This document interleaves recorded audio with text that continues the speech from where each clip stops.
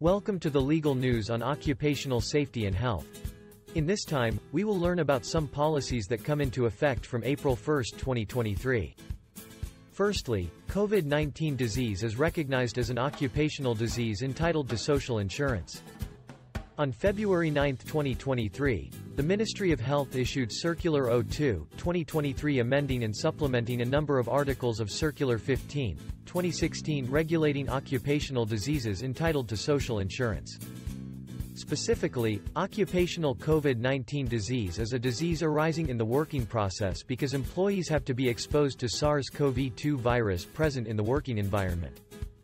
Workers in occupations, common jobs and sources of exposure to the SARS-CoV-2 virus include people working at medical facilities, persons working in laboratories, taking samples, transporting samples, handling, preserving and destroying samples containing SARS-CoV-2 virus, people who work in epidemic prevention, service and relief for people infected with SARS-CoV-2 virus. The main contents of this circular include guidance on diagnosis and assessment of occupational COVID-19 disease, record of occupational exposure to the virus SARS-CoV-2. Second, the mode of providing personal protective equipment at work. On November 30, 2022, the Ministry of Labor, War Invalids and Social Affairs issued Circular 25/2022, regulating the regime of providing personal protective equipment at work.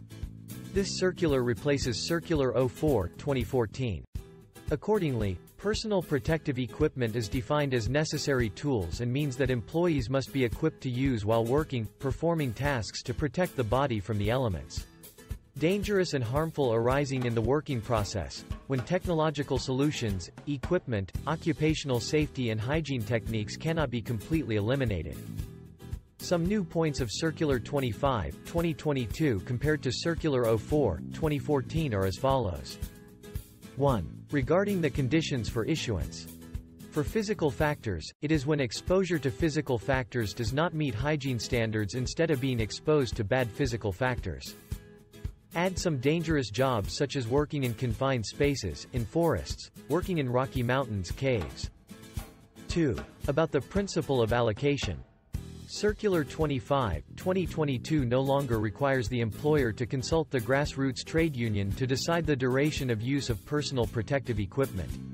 Instead, the employer consults the manufacturer's recommendations to determine the shelf life of each type of personal protective equipment in a particular use case. 3. About distribution management. Circular 25/2022 is not required to have the employee's signature, but only needs to be signed by the representative of the team or workshop in case the distribution is through the representative of the team or workshop. Circular 25/2022 also encourages digitization of monitoring and distribution of personal protective equipment. This is a new content compared to Circular 04/2014. Above is the content of some policies that will take effect from April 1, 2023. This newsletter ends here. For now, goodbye and see you next times.